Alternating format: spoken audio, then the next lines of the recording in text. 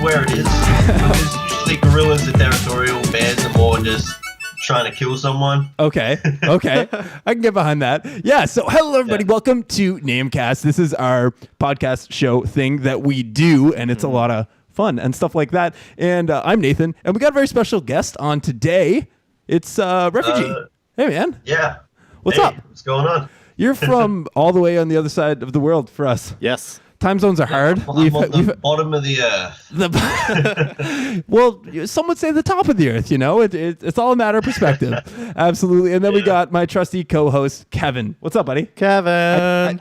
You can't say my name for me, man. Well, goddamn, this guy, man. We got a great show lined up for you guys. We're going to be talking about all kinds of things. We're going to be talking about Mass Effect Andromeda, Madcatz, which are bankrupt.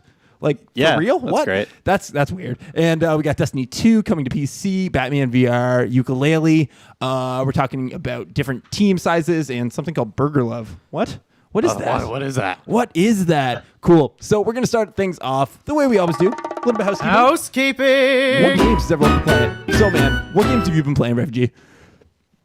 Games. Games. I've been playing a lot of Andromeda. A lot of it. What are you thinking? I hope this doesn't take too long, but No worries. When I first got it, I got it because my friend got it, and I was skeptical at first, just like everybody else. But he convinced me. He said, a lot of the issues that was in the first three are in this one, and people, are just blowing it out of proportion because it's been so long since I played the others. Right. And I agreed with him. I bought it. I got it for cheap. I got it off G2A. Nice. And I got it, and I was playing it. I got about 2 hours into it, and I was having fun with it, but I was sort of a bit bored by the story, and then it started to pick up, and I was loving the game, and that's when I told you about it. Yeah, you were hyped on it. Yeah. I was like so stoked by it. I was having so much fun. I was addicted. I was playing like hours and hours every night. Nice. But then I'm not going to get too spoilery or anything, but there's a planet you come across, and I feel like everybody who's played the game would probably... how far are you into it? Dude, I didn't even play any more. I'm sorry. I've had no time for video games, Yeah, I get that somewhere, sometimes when I put down a game and I just never pick it up. Yeah, I may pick it up again. I'll try my best. I'm in the middle of finals right now. But anyway, sorry, what were you saying? Oh, yeah. There's one planet where and it's like a big story planet. Okay. And I don't know if you feel the same way about in RPGs. When you get one side quest, you complete it, and then you get like 3 more, and then you complete that, you get another 5. Yeah. And then it just keeps going. It just feels like too much. Yeah. It feels more like a chore than it does like a reward. Yeah. It's like, why am I doing this? Yeah. Yeah, exactly. Yeah, like I like to do side quests and stuff, and I feel like, it's like something, I didn't have to do. I get a little bonus. Yeah. But when it's like, and you get more and more and more, I'm like, I don't want to do this. But it's weird because I have part of me that wants to do all the side quests just to get them out of the way and complete them. Yeah. But then I have the other half that I can't be bothered. Nice. But so now, how'd you get along with something like The Witcher? Just to come off there, because that has a lot of side quests. I found it too much. It was too dense for me. I have not played The Witcher. I've been recommended by everybody, but I just never got around to it. Oh, yeah, dude, you got to get on that. Sorry, what were you saying before I cut you off? I was just saying that like half of me wants to do the quest, half of me I'm just sick of them. Yeah. And it brought down my rating of the game. I was probably putting it up there like about a 8, maybe an 8.5. Like, just for the couple of hours at the start. Yeah. I was like so into it, but then it's getting good now. Once I left that planet, like, cause I didn't have to do all the side quests and stuff. I just did the main thing that was on that planet. Yep. And then I got off, but I still have like 20 plus side quests on there that I don't think I'm ever going to get back to. Yeah. Until maybe after I finish the game. That's like a completionist's nightmare, you know? Yeah. It's just like, there's so many things. I had a coworker talk to me today, and I guess he's like completely done 2 planets, and he's so burnt out on the game already. Oh, really? Yeah, he's like, I just don't want to play the game anymore now. Does he play meticulously, like just collecting? Yeah, he's a completionist. Like, He's talking about 999, I think the game's called. It's kind of like a visual novel game with like a crap ton of different endings. Yeah. And he's like gotten every ending in like a day. Like he just burns through games. That's crazy. Like completionist style. It's fun. Very crazy. Cool, man. So now you've also been playing Mad Max? Yeah. How's that going? Actually, once I got Mass Effect, I got like real close to the end. I got Mass Effect and I just stopped playing it altogether. Yeah. But I picked it up, like it was on Steam for like $6 or something. I was like, I gotta get this. Nice. Because it got really good reviews. I got an unpopular opinion sort of. I know it's not based on the movie. It's sort of like set in that universe. Yeah. But I liked the first movie and the second movie, but I didn't like the new one. You didn't? I didn't like the new one either, and I'm really happy that you're on the same side as me. I know. Everyone loves it, and I feel like I'm insane because I did not like it at all. Yeah, like, I mean, I guess I didn't watch it. I feel like I should have seen it in the theaters, and I didn't, and maybe that would have been a better experience. I just watched it on my computer, but like, I don't know, man. I couldn't get into it. It's like, okay, they're driving. Still driving. There was explosions. Explosions are cool. It was a really good like action movie. Yeah. I don't know. I just was just like, I did the same thing. I watched it at home. Yeah. And I sort of was just I just couldn't get into it at all. But the game, I'm loving the game. Yeah, I've heard really good things about the game, and the game is actually done by Avalanche, so they're very well known for Just Cause and those types of games. Yeah. So now, is there a lot of like havoc that you can kind of do, because the Just Cause games are so well known for having like destructible environments and shit just being absolutely ridiculous? Is it kind of along those lines, or? Yeah, there's a lot of destructible, but it's mostly just desert everywhere. Like how Mad Max is. But there is a lot of destructible, like car bodies and these things called scarecrows. Like it's like another completionist type thing. You have to do it to progress in the game and help people out because there's like warlords or whatever in the areas, and you have to go and help them out by like taking out snipers and taking out minefields and stuff, making the area a little bit more safe. Right. And everything's like fully destructible. Huh. And especially the cars as well. Like you just ram it. It's so satisfying. Yeah. Ramming into cars and then they just explode, flames and scrap goes everywhere. Nice. Just like Burnout or something back in the day. Now, before we switch on to Kevin's games here, I got to ask you now, where do you stand between the first Mad Max and the second one? Which ranks higher for you?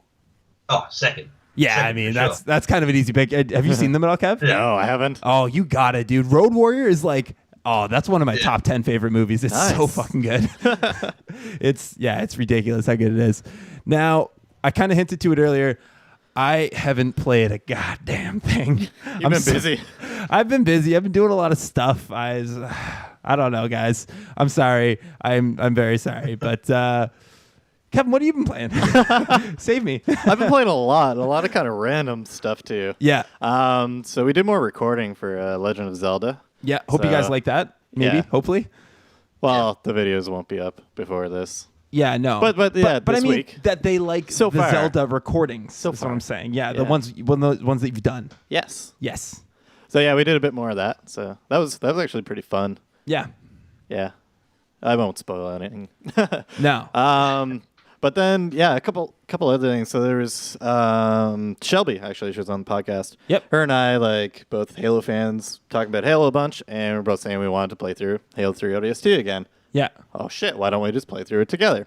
So we went to try and do that, except I lost my 360 controller, and therefore I have no way to use my 360. Yeah, I don't know how that happened. That was weird. Yeah, and she doesn't have Master Chief Collection, so it's like, Yeah. So we ended up playing Halo 5, actually, because we both wanted to play through that again to see if it really was that bad. Yeah. Is so it we really started that doing bad? It's weird. Like, a lot of the story stuff is really silly and it's really over the top, and it's just like, this doesn't feel like Halo. Yeah. But like the gameplay it's fairly Halo-like, but it's also really fun. Yeah. Especially when like playing it with a friend. Like, yeah, I was just like punching or not even Marines. They were like construction workers in the face, and they weren't doing anything for a while.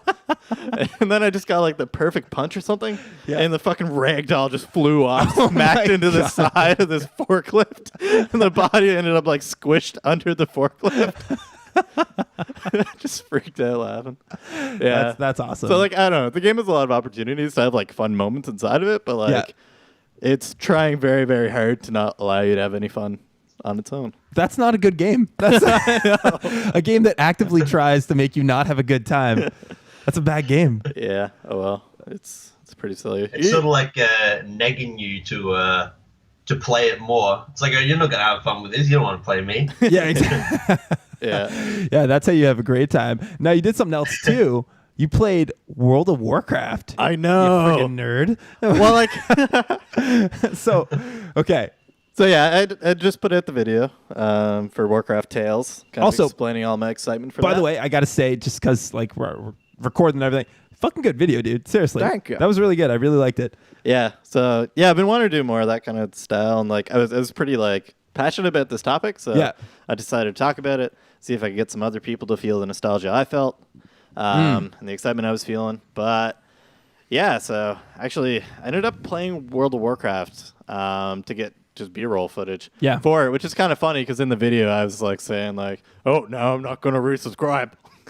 You were already subscribed. Yeah, You I found out liar. I've been subscribed the entire time. Yeah, you never unsubscribed. They just keep getting that money. Yeah. Getting that tuna money. Yeah. I haven't played since like I think it was July. And you're still paying for it. That's I've been hilarious. paying the entire time. Yeah. Oh well, but like I surprisingly had fun. Yeah. And I think a lot of it was just I was playing it in a very different kind of context to how I usually play it. Like normally I'd just be like, okay, I want to get leveled, I want to get gear, I want to do this as good as possible. When I was playing here, I was actually reading a lot of the quest dialogue. I was taking things very slowly. Yeah. I bought super shitty weapons from the NPCs because that's what new players do, and that's what I was trying to like play like. Yeah. And yeah, it was actually a lot of fun, just kind of taking it at a slow pace. Okay. I imagine like I would get bored before I accomplished anything in that game if I kept playing like that. Yeah, But, yeah. You know, for the 2 or so hours I played, that was a really good time. Nice, man. Now, Ref, have you ever played any of the World of Warcraft or anything like that? Yeah. I played just World of Warcraft a while ago. My friend had an account. Okay. And he let me play it for a little while. I got to like level 13 or something. It's funny because all my friends who play World of Warcraft say like you get to level 80, then the game starts. I got to level 13. I was having so much fun with it, but then I just never got around to playing it again. Yeah, fair enough. I mean, I tried to play a little bit once, and I don't know if I am able to commit the amount of time that's required for something like that. Was that Richard who tried to get you to play it? No, that was Jamie. I don't even think you know him. Yeah. Yeah, but anyway, yeah, so I tried to play it a little bit once. It just didn't happen. But yeah, man. Cool. Yeah. I think we're going to get into the topics. And starting off with that, you know, if you've noticed on the channel, we are putting out different kinds of videos. I'm just curious what people think about that. We're trying to do more scripted stuff. Because I think that's what do you think, man? Are you thinking it's okay? Not too bad? Oh yeah, I'm loving it. I haven't seen I saw you uploaded the Warcraft Tales Cancels you were just talking about. Yeah. But yeah, I haven't got around to watching that yet. But I am liking your like scripted stuff, and in the game off, where you talk about the game and you like that's awesome. Oh, you like that? Okay, cool, dude. Yeah, we're hopefully gonna finish Game Off soon. It's been so difficult to find recording time for it. Yeah. That's the problem. It's like, yes, we're close to finishing. It's funny, probably. Like, yeah. You wouldn't be able to tell because you see us like on camera and stuff all the time together. But like the way our two jobs work, like the amount of time Kevin and I actually spend together is maybe like a couple hours a week. Yeah, and it's usually in front of a camera, so it's just it's tough getting the times to overlap and everything like that. But switching gears and going into the topics here now, Kev, you wrote down burger love. What is a burger love? What does that mean? Let's get into it. I would be shocked and awed if we didn't talk about this last year. But I don't think we did. Really? So Burger Love is like a local thing that we do here. Yeah. And it's to promote. Where's here? Here is Prince Edward Island. Prince Edward Island, Canada, home of Anne of Green Gables. The island that isn't even on most maps. Yeah, we're pretty small. Yeah. But yeah, so it's to promote the local beef industry. So 84 restaurants this year are making their own kind of custom burgers. Yeah.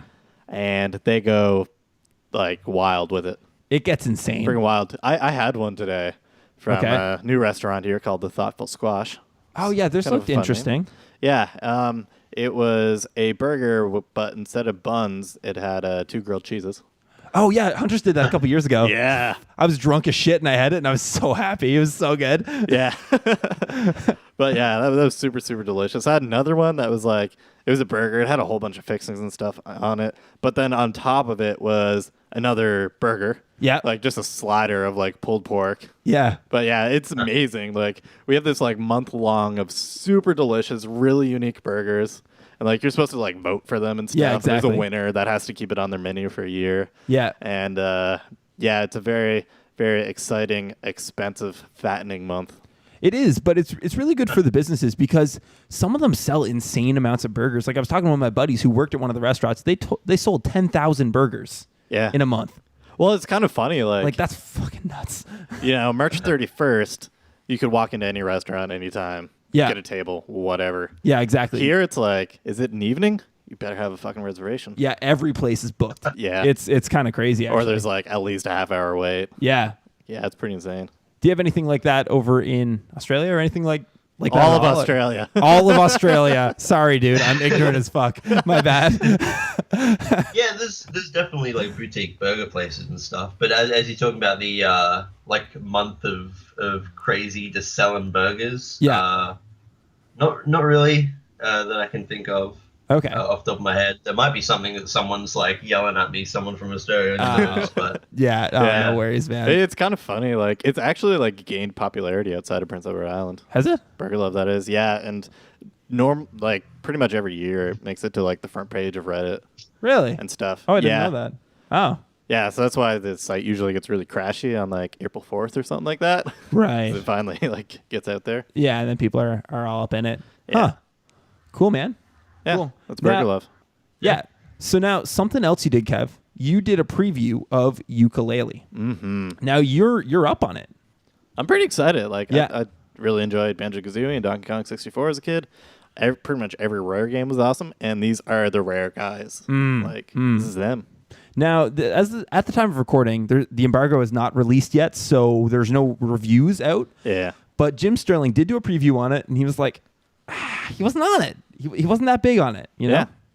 So my question is nostalgia enough to really push forward this game? Like, I feel like that's all it's really riding on. I don't know. It just seems so similar to the other games, and like people look back at them with such rose-tinted glasses. But when you and I did our Let's Play, it controlled like shit. Like it doesn't control well. It doesn't really. I wouldn't say like shit. It was pretty clunk, dude. It was a little clunk. Swimming super clunk. Yeah. But yeah, I don't know. It's weird too though, because like that was a huge genre of games that just don't exist now. So like at the very least, like it's filling some sort of niche. Right, but even do people beyond actually the want nostalgia. that? Yeah. I don't know. There's only one way to find out. I guess so. I don't know if it's going to break its way back on through. You know what I mean? Like it's. Oh, I do not see 3D platformers becoming this ubiquitous genre like it was. Yeah, because they used to be system sellers. Yeah. Back in the day. Yeah, definitely. Yeah. But I don't know. Where do you come down on that? Refugee?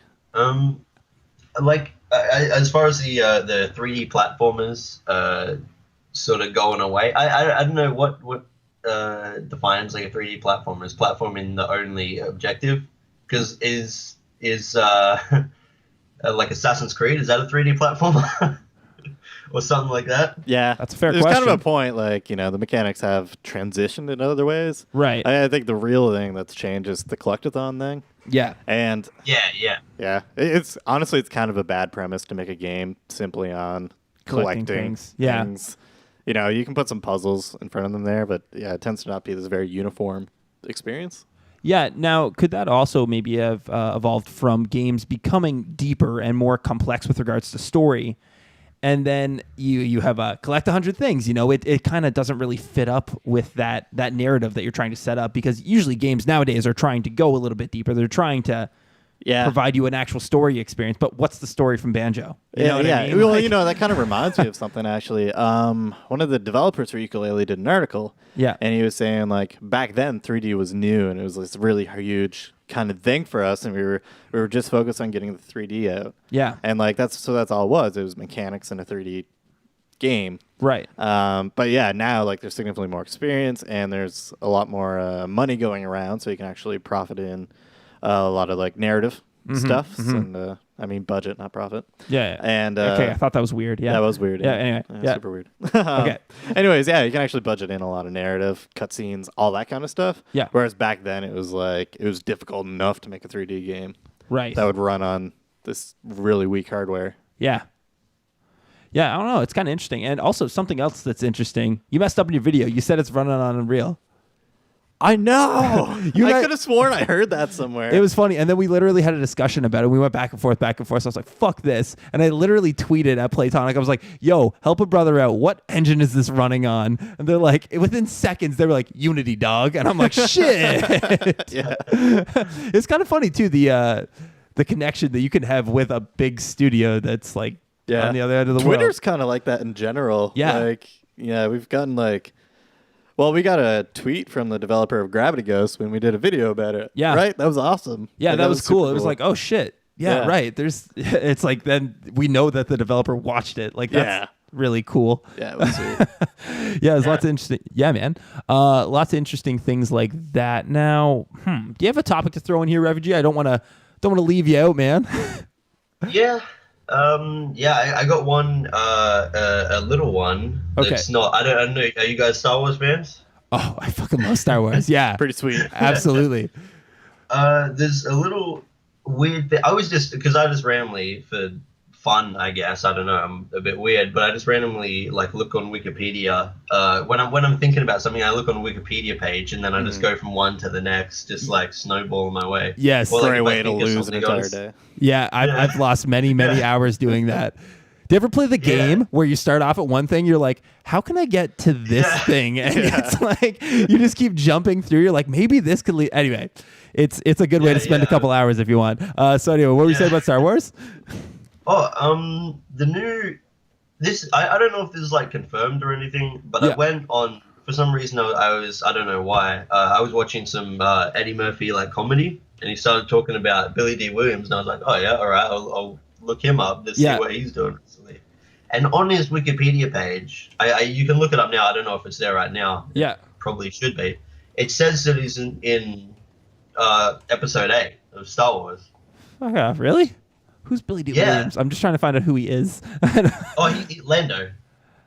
Oh my God! Oh yeah! Oh, that's cool. Huh? Yeah, because I went on the Star Wars page and he's not there. He's not listed as a cast on the wiki page for Star Wars. And I don't think there's been an announcement or anything. But on his Wikipedia, I don't know about IMDb. I don't check IMDb. But on his Wikipedia page, it says that he's in the new Star Wars. Huh? So that's just That's interesting. I hope he's in it, because it would be cool to see. That would be a lot really of people cool. want the old characters and stuff. Yeah. Yeah, good little throwback. Yeah. Yeah. Sorry, I'm just trying to search through here. I can't. Kind of seems like it's not there anymore. I don't know if it's it's there not there? anymore. I don't know. No, maybe it was just edited by someone who was trying to and Someone I got trolling. on there at, like, maybe. yeah, Because and I just got on there at the right time. we got the It's not Lego there? movie in 2014, and then 2015 is the Man in 3B, and then 2017 Lego Batman movie. So I don't know. Maybe I'm looking in the wrong area. But yeah. Yeah, maybe it was like a troll just added it there or something. But yeah, Just to fuck with I people. was like praying that was real. I didn't want to check again and ruin it for myself. Totally fair, man. How are you thinking? How do you feel about how they're handling kind of the reboot of Star Wars? Yeah, I loved Star Wars. I loved Episode 7, and watching it. I went and watched it in the movies. I watched it twice. I watched it with my dad. Nice. And then I went and watched it with my friend. Yeah. And because like my friend and I are like massive Star Wars fans. Okay. And we both loved it. Like I watched it. I loved it. I was like so like happy. and then leaving like after the second time I watched it, I downloaded it like as soon as it was on. Yeah. I'm a filthy pirate, and I pirate. But I don't know what you're talking about. I've never done this a day in my life. What are you talking about? No, Yeah, of course, no. Yeah, no, absolutely, never. But yeah, and I watched it a bunch of times. But like after I, sort of sit back, like I saw people like everyone loved it. Well, most people loved it. Yeah. It was like majority, everybody loved it. But then I see like videos pop up saying like why Star Wars 7 was like worse than the prequels. Yeah. And stuff like that. And I was like, oh, no, it couldn't be. It couldn't be. No way. Like I'm gonna watch this guy's video and dislike it and like see how stupid he is. But then they start to raise some good points of like the story and stuff. And it was like you were saying about Banjo and stuff, like everyone looking at it with rose-tinted glasses. I guess because they wanted it to be better than the prequels. Right. Which I think the prequels aren't as bad as everybody says. Yeah. Like, they're not good, but they're not bad. No, they're not that. Yeah. I don't know. I haven't seen the prequels in quite a while. It was after watching Rogue One, I was like, shit, I got to watch through the originals again because I hadn't seen them in about 20 years. And I watched through them and I was like, there's something magical here. I don't know what it is, but it's like usually when you watch an old movie, you're like, oh, this doesn't really fit. What you know what I mean? Like it just feels dated and old and doesn't hold up. But like those movies fucking hold up, man. They're so good. The first three are just they're very, very good. So I don't know. I feel like maybe the prequels didn't have that for me, at least when they start going on about midichlorians and all that, and it's just. I don't know. It didn't hit for me in the same way, but I'm curious to see what some of these points would be regarding 7 being worse than the prequels. Cause I loved 7. I saw it like 4 times in theaters. Yeah, it was great. Yeah, I still love the movie. I think it's an awesome movie, but there's a lot of plot points where I guess it's been out for a while, so spoilers don't really matter. Yeah, if you haven't seen Star Wars right now, just fuck off. Like you just, I'm sorry, that's a little mean, but like you should be on that shit. Come on. Anyway, sorry, continue. Yeah. So some of the points I can't remember all of them, but a few of them were like the obvious one that I thought like while being in the movies, and it's sort of been explained, but I don't know if I like take the explanation, I guess, is how Rey is like all of a sudden like a master with the Force. Like she's some prodigy or something. And maybe that'll get elaborated on the next one, that maybe she's like Luke's daughter or something. I don't know, and it's just like she has a natural affinity or something. Right. Although apparently in Legends, like in the comic books and stuff, they say that it's not genetic, like it's not passed down. Yeah. It's just the Force chooses you. So I don't know. Yeah. Yeah, but, I'm interested to see where, because she is really good at those things, and it's just it's kind of too convenient. I don't know. There's a bunch of characters in the movies though that kind of like sense she has a lot of like strength with the Force. Yeah, but like think about how long it took Luke to be able to pull the lightsaber, and then she did that like no problem. You know what I mean? Luke's like he kind of stupid though. Yeah, he couldn't do it till the second movie. Yeah. But like he had to train in the swamps of Dagobah with yoga and like do the whole thing, Kev. Yeah. And she just does it no problem because Maz is like, yo, you want a lightsaber? And she's like, okay, cool. I don't know. It happened too quickly, I feel. Yeah. It felt too like, I don't know. It felt too like, oh, we're going to set up this character. Everyone's going to love this character. She's got the Force, just like Luke. Yeah. And she's the new like Jedi. Do you know what annoys me the most about the movie? What? Is when she has a flashback or whatever when she's with R2-D2 and Kylo Ren's coming at her. Yeah. And the part's like foreshadowing something for like a future movie. Yeah. Like I was really annoyed that it wasn't just in that movie. Okay. Like I don't know. I think if you're going to do that like literal of a foreshadow, like at least pay it off to some extent. It'll probably be like like the same clip pretty much. Yeah. So now I know Kylo Ren's going to stick around and do whatever until that clip happens. Right. Which who knows if that's episode 8 or episode 9. I would imagine it's episode 8. I hope so. Though I'm curious how much Carrie Fisher dying actually changed what they're going to do. Yeah. That's going to be a big thing. Yeah. Yeah. I mean, I don't know. We'll definitely see what happens there. I had something more to say about it. Oh, so now where do you come down on the? Because I just want to kind of nerd out about Star Wars. Because Kevin's kind of into Star Wars, but you don't really like to get down and dirty about the Star Wars too often. Yeah. Too often. Now, okay. Plus, I know your opinions on this one. Now, where do you come down on the parentage of Rey. See, I feel like Luke is too obvious. Yeah, this is a tough one. I know, right? A lot of people have been going on about it online for years now. But yeah, I think someone it might have just been like a throw off and just like a lie or whatever. But they said I can't remember who it was, if it was Daisy Ridley herself or it was like J.J. Abrams or someone. Said that Rey's parents aren't in Episode 7, so it's not Han and Leia. Really? But I don't know. I don't know if that was just like a throw off or if that was like actually, if that was true. Yeah, how literally it was meant to be taken. Yeah, because I mean, it seems obvious for it to be Han and Leia, right? And Ben to be her brother. Yeah. Because he obviously knows about her when he's like, which girl? Like he knows about the girl. Yeah. So obviously they had known each other maybe at some point, but. It would be interesting if, honestly, she was just from a couple of randoms and they found her and like, shit, this girl is Force sensitive. Yeah, but, that's what I think it might be. It might just be that like they knew the parents were rebel fighters. Maybe I don't know, and they had to give her up for some reason. I really hope it would make more sense if it was like Kylo Ren was her brother. Yeah, I don't know. I mean, it sometimes seems like those things are too convenient in movies. Sometimes it's like fuck off. Come on, man. Like, there's no way that everyone's going to be linked through this one type of person. Like, I like the idea of it just being some random and then being like, oh crap, this kid is different. I would like a connection back to Kenobi. Back to Kenobi. That would be sweet. Now, how cool would it be if she was like some type of genetic clone of Kenobi? Just like gender swapped. Yeah, man. Kenobi. Just bring the clones back. Absolutely, man. Yeah. No, it's good stuff. It's very good stuff. Now, okay, moving on here. What do we got, Kev? Now, okay, speaking about space, you know what takes place in space? Destiny. Tell me about Destiny 2, Kev. Segue. They put out a trailer, which really wasn't shown too much, and I haven't been paying attention. The trailer was funny, dude. Destiny Did you 1. watch it? The teaser one was really funny. The actual really trailer was. Oh, okay. Yeah, I must have been thinking of the teaser. It was less funny, but it was still good. Yeah. But the surprising announcement that like they came out with like so early. They haven't really talked about any gameplay changes or anything like that about the game, but they did say Destiny 2 is going to be coming to PC. I may actually play Destiny now. I know. Yeah, same.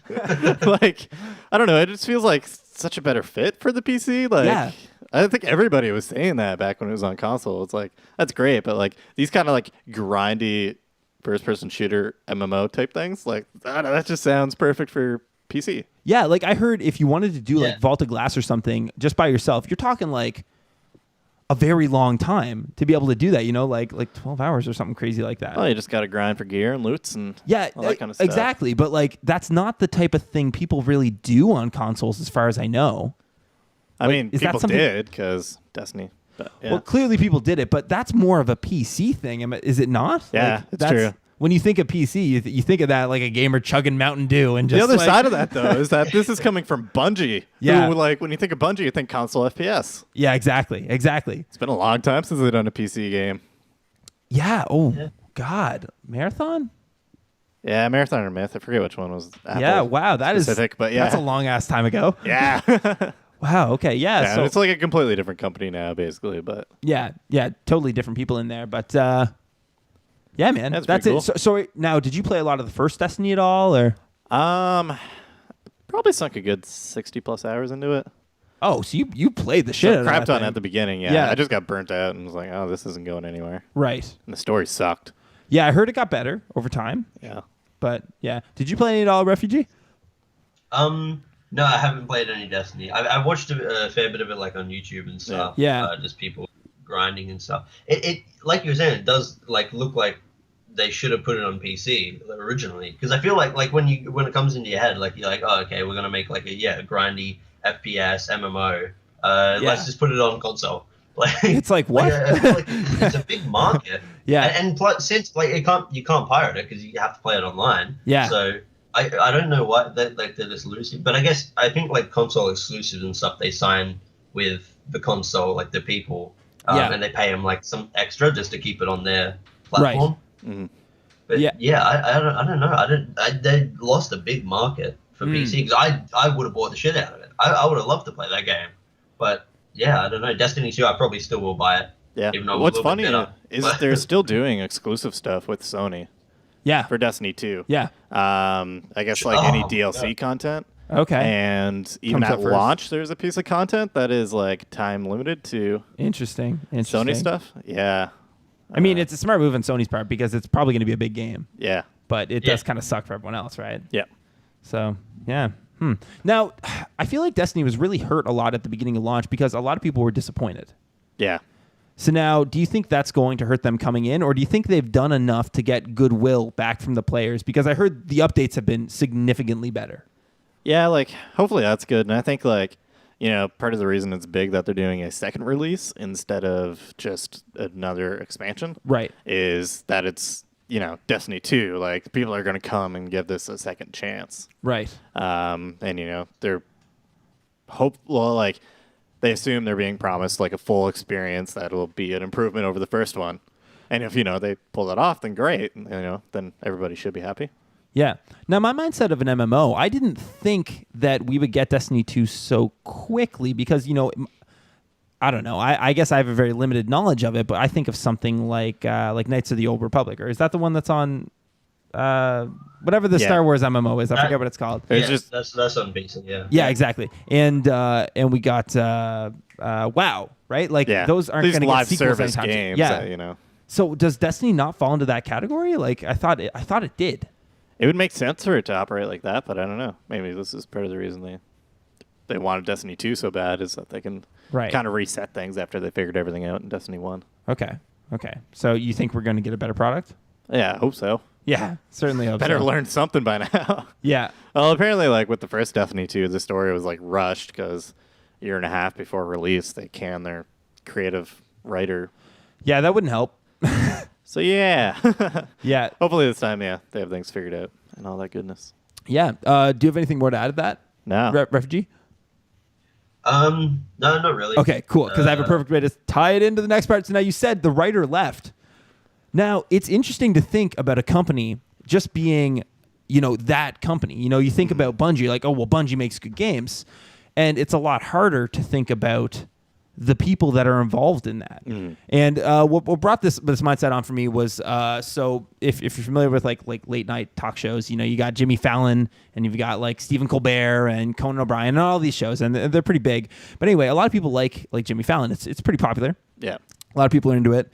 But something big just happened where they lost one of their lead writers, and the show is definitely going to change. But like a lot of people wouldn't really know that. They'd just be like, why is the show different? Like I usually like this show, but it's not the same anymore. But because there was someone in the, who's in the back, you don't really see, they're not a front facing person doing a lot, and their heavy involvement with something like that. You know, it's like how you really like the sound of a band. Well, maybe you actually just really like the sound of that producer. Like, you know what I mean? Like there's those people behind the scenes. And I think that's something that shines so well in video games. Yeah. Where, you know, you get a really good team until like 3 people leave, and then that team is a shell of what it used to be. Yeah. And so I don't know. Where do you come down on this, Kev? Like, do you think it is that, or is it the team, or it comes from mentality, or? Well, I think like, especially with like just how video games are made. Yeah. A lot of the times the higher up people will be kind of doing the broader strokes of things. And, you know, it's those broad strokes that are really like defining, you know, what the game is. Yeah. And, you know, those leaders who do, you know, those broad strokes really, really well, as well as like communicate those down to their members of their team and stuff. Like, yeah, they have huge spheres of influence. Yeah.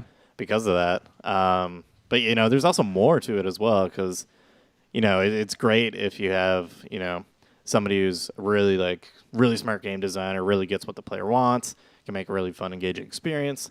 You know, that person could be a awesome person to work with if they're like super motivating, kind of pumps everybody up, or they could be a really shit person to work with if they just kind of drag other people down.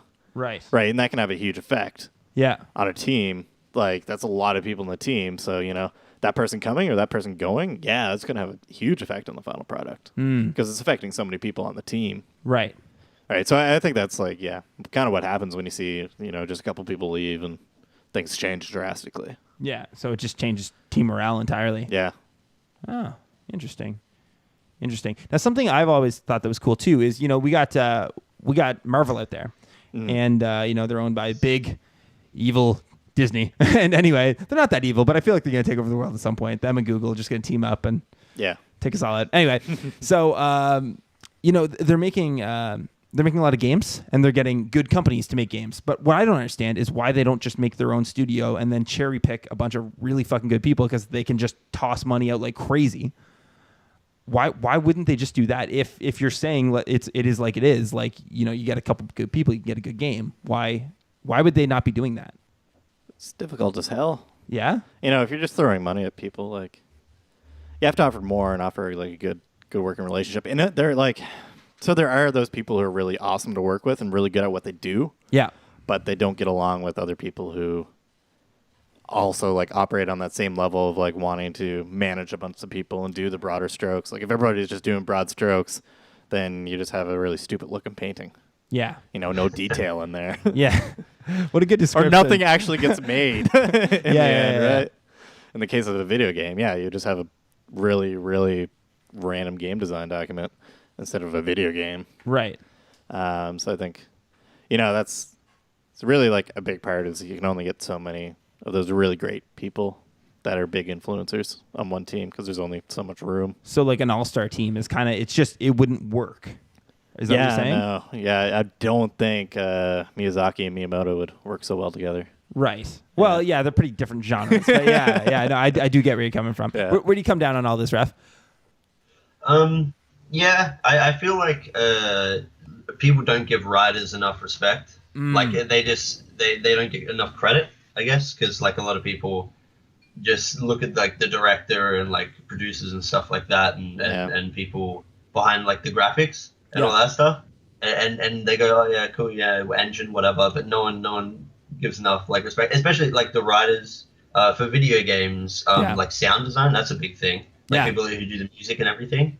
Like a lot of these people, like credits in the video game and stuff, like they're never watched. No one ever watches. Yeah, exactly. And I feel like people like you, because you're both like pretty up to date on news, like with video games and stuff like that. So like there's a few people, like if you're looking for it, you'll find the information you want, but no one looks for it. Which sucks. It's definitely tough to look for. That's something we're trying to address actually with our scripted content. It's I mean, we do the podcast, which is basically just kind of bullshitting around, and sometimes we say some things that are pretty much useful, but usually we're just kind of fucking around and talking at our asses. But I mean, you're totally right. I was doing that research piece on women in video games.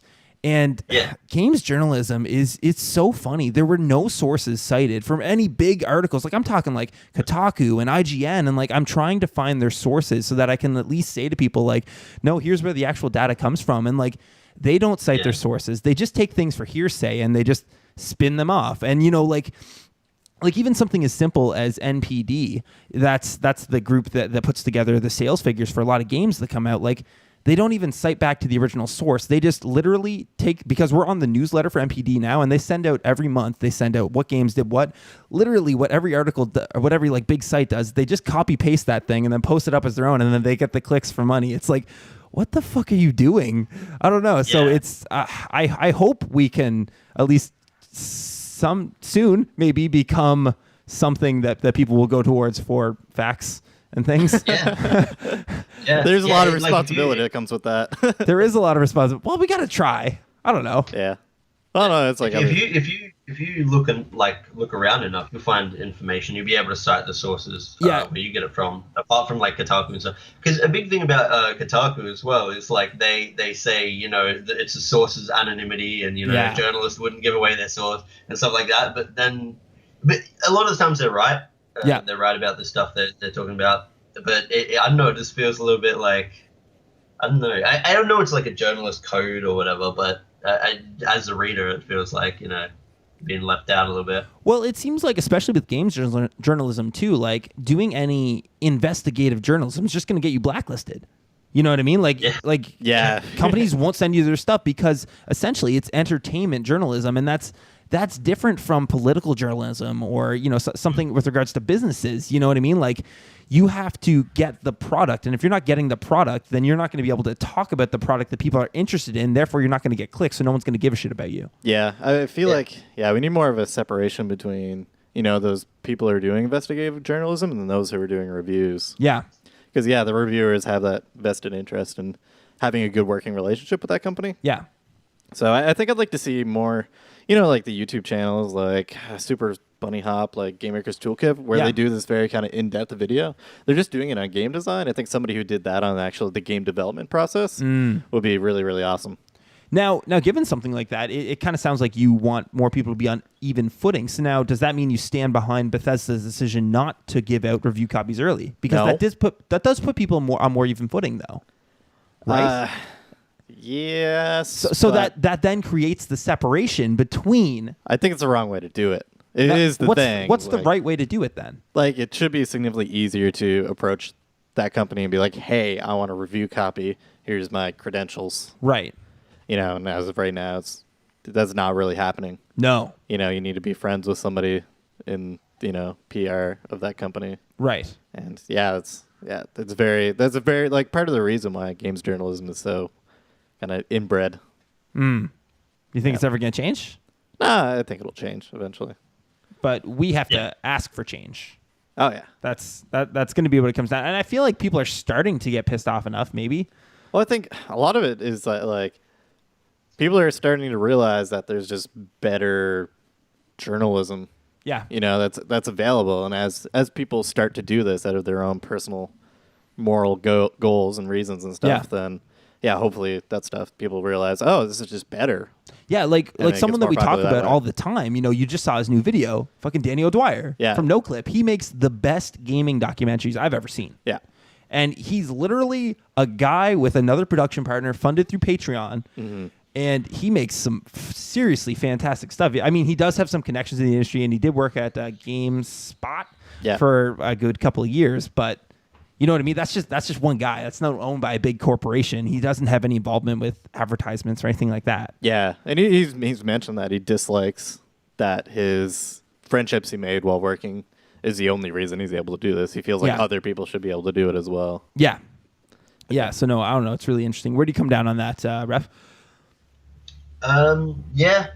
It's like, I feel like you guys, it's going to benefit you guys because, like Kevin said, it's a lot of people want to find, like, they don't want, like, this stuff on Kotaku and stuff that there's, like, on the main page. They don't want that. They want the stuff they want, and they will find what they want. So, like, if you, like, keep doing your research and finding out, like, stuff, like the women in gaming and stuff, like, if you keep, like, putting these issues that no one else is reporting on, then it'll be good for you guys. Like, but as for people who want, like, the news and stuff, it is out there. All the news they want is out there, but it's a little bit harder to find it, which sucks.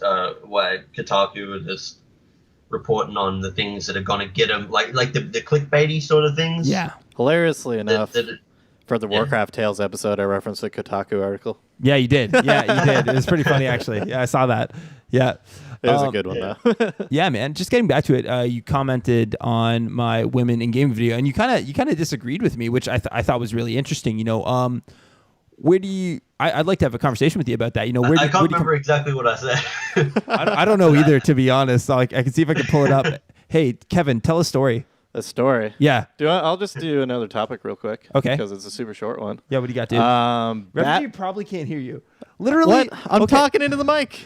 No, but he can't hear you. Oh, right. Okay, now just so everyone can understand, we have a mic set up so that Refugee can hear us, and Kevin is literally standing against the wall, like rubbing up against a fucking curtain that's hanging off there, like probably 10 feet away from the computer. What are you doing? Just picking off fuzzies. Okay, anyway, sorry. Go on. The Batman VR game that came to PS4 is being released on PC, which is super awesome. But it's also kind of funny because the PS4 VR stuff has really lost steam. Like, it's just there's not much coming out. There's not much excitement or hype. But they sold a lot more than they thought they were going to. Yeah. Which is the interesting part. A lot of people are interested in it. It was like a fantastic price point for VR. Yeah. I'm just really glad that I'll have access to one of the best VR titles.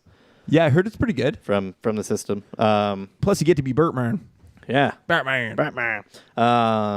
But yeah, I also hope that the Star Wars X-Wing game. I hear that's so fucking cool. Yeah, I want I to hear try it. really good things about it. Anyway, so what you said was, I wouldn't say just because the game's protagonist is male, it targets a male audience. Look at Minecraft, that has a male protagonist, kind of, and a heavy female audience. Also, games like Metroid, Mirror's Edge have strong female leads, as well as games where you can customize your character's gender. If the gender fits the role, then it should be what fits the role. Like you said, they shouldn't do it for the sake of diversity, it should be for the story.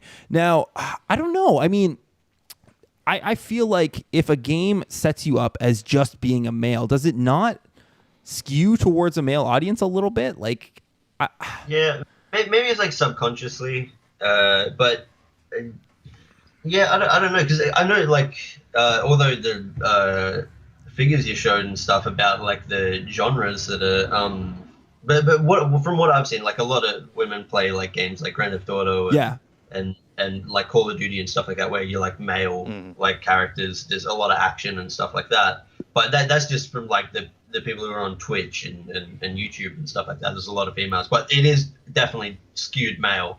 There's like the majority, like by a very wide margin. Yeah, and I'm curious if because you know I kind of had my eyes open a little bit when Shelby was on the show, and she was like, "Yeah, I remember growing up and like I didn't want to play as dumb Marine guy." You know what I mean? And it's like, shit, that's fair, because I've never really felt that way. You know what I mean? Like I've always kind of related to the main hero of the game. Yeah, I don't know. It's just like, you know, just growing up, like, you know, as a boy, you get all these like, you know, you get Marine toys and like, you know, all these kind of things. Like, oh, you can grow up and be this manly macho character. Yeah. Guy and then you get to play that guy in a video game. You're like, this makes perfect sense. It's just continuation of that kind of stuff. Whereas, a lot of girls were raised on, you know, not that.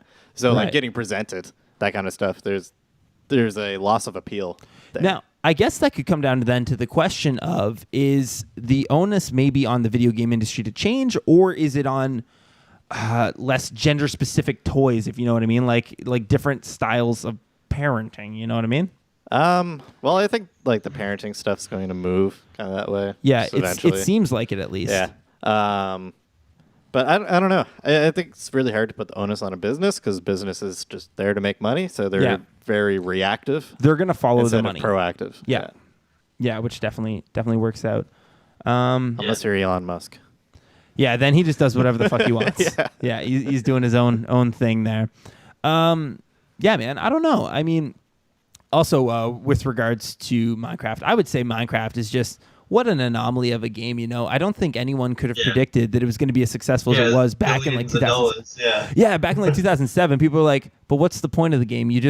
There's never been a game like that before. So then when it blew the fuck up, everyone was like, oh, shit, okay. Yeah. I remember playing it and like, oh, this is actually really fun and stuff. But like, it didn't even click in my mind that like how many people would love the shit out of this game. Yeah. And therefore how much money it would make. It's Lego, man. Yeah. It's pretty much Lego in like a 3D world. Yeah. Yeah.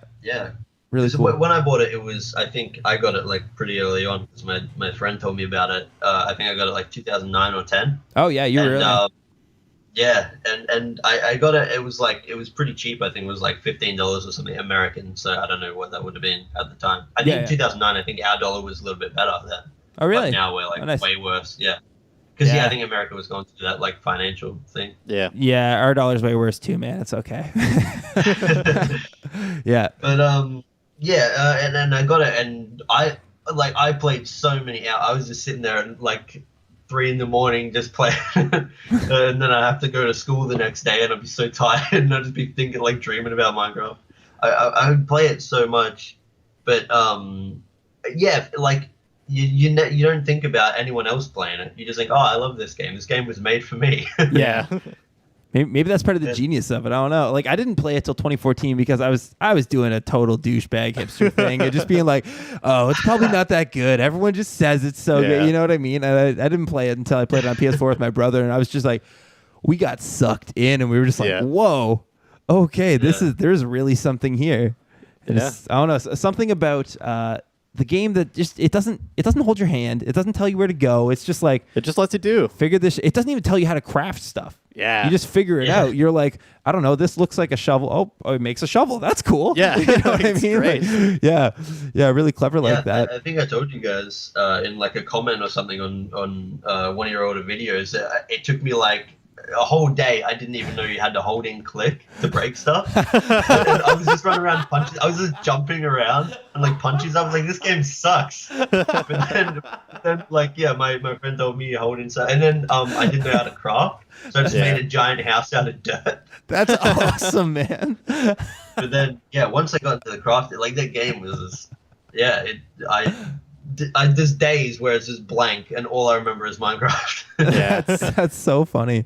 Yeah, no, I was definitely like that too. That's so funny. You were just like running. I like that you still played it. You're like, I mean, I can't do anything with these objects, but I guess I'll just jump around and maybe find something. Yeah.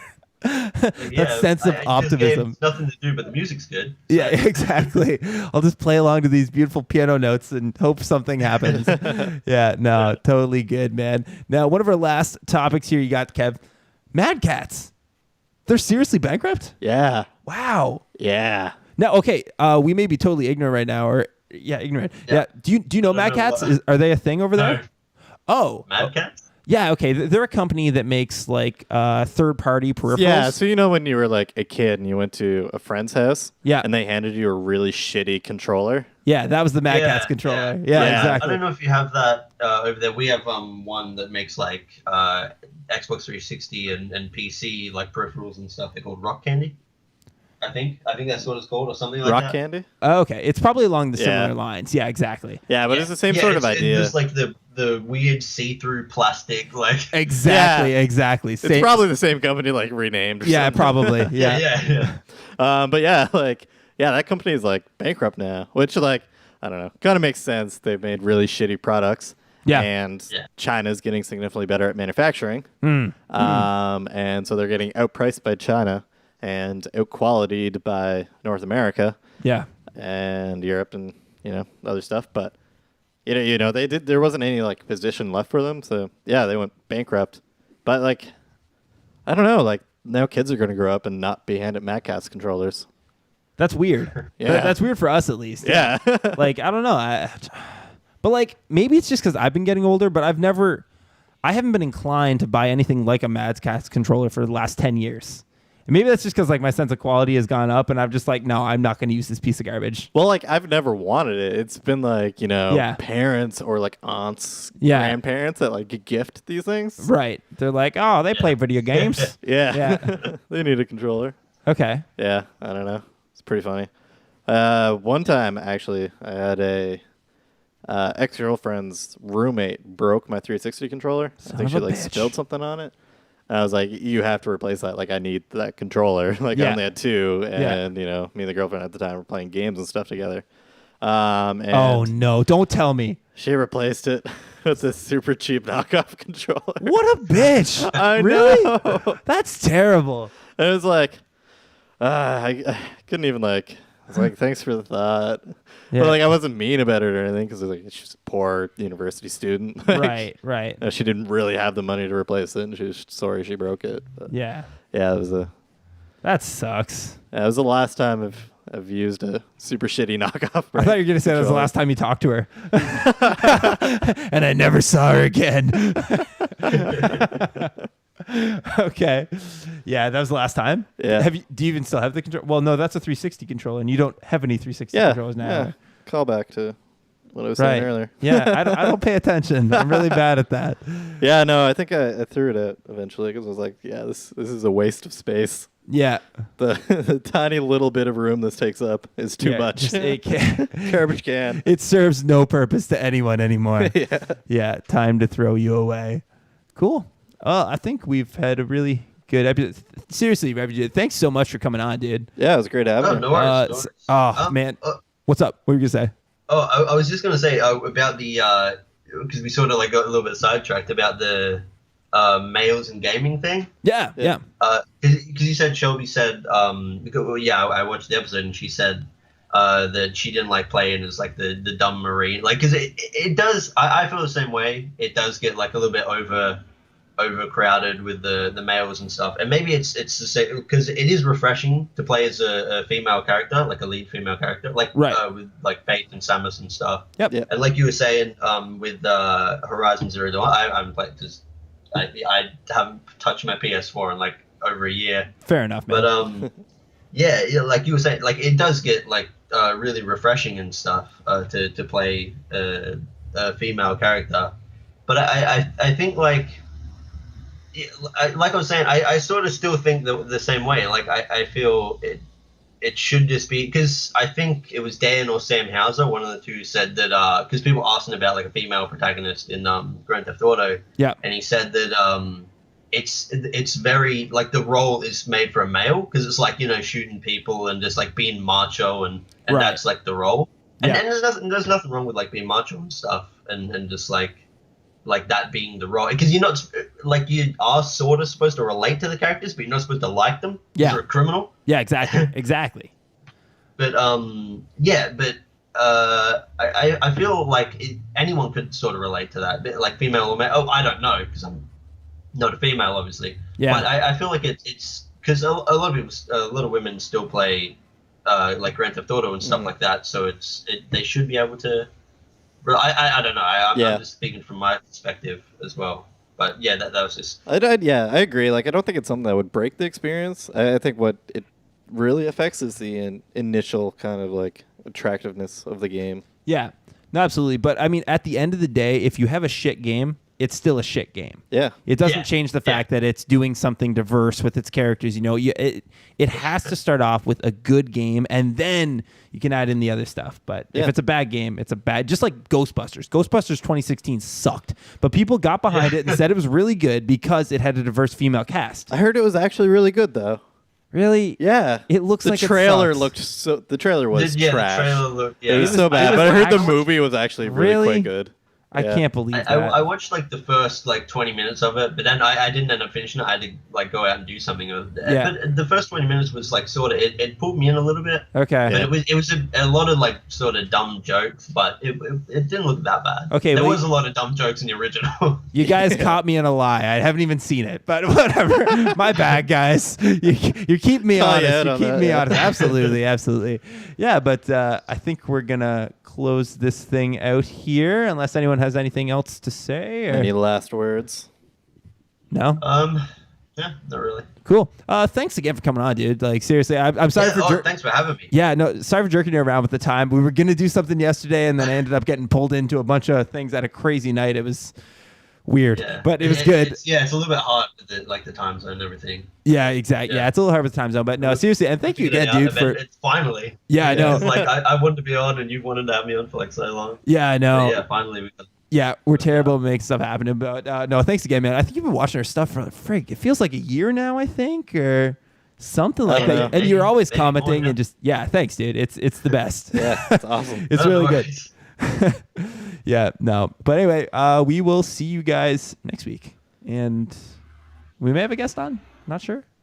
Maybe. We'll see. We have a guest in the works. Another developer profile. There will definitely be a Kevin on the next episode. Oh. See? Oh, hint, hint. Cool. Okay, catch you guys later.